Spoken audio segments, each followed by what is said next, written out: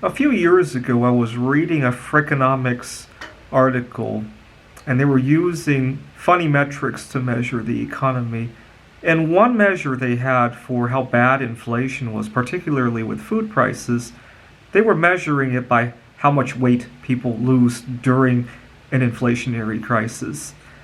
Now, during the pandemic, the average American has gained, I think, 25 to 35 pounds, depending on the source that you read it from.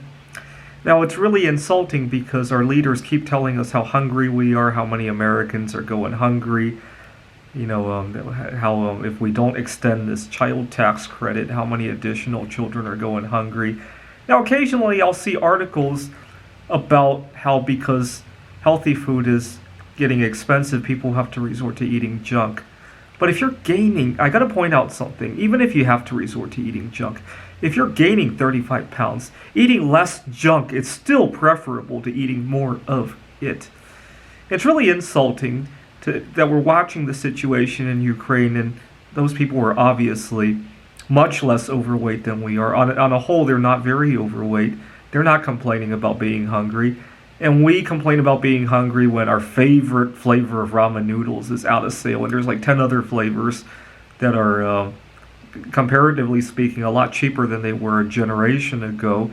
And we call that being hungry just because our favorite food is out, right? I remember 2 years ago when I started taking control of my eating habits, I used to have a big nightmare that I would have a food craving and my favorite food would be sold out, right? That used to drive me nuts. I lost a job opportunity one time because I was about to go to a job interview and I was trying to calm my nerves. And I wanted to go to my favorite grocery store and pick up this hot dog or kielbasa sausage. And they were sold out. And I don't know, big deal, just go to this other store just 2 streets down. And they were sold out. I was 10 minutes late for that interview because I insisted on getting those sausages, and I missed out on that job interview. Now, was I hungry? Was I going to starve to death if I didn't get those sausages and went to the job interview? No! Just the opposite, right? I might have landed that job.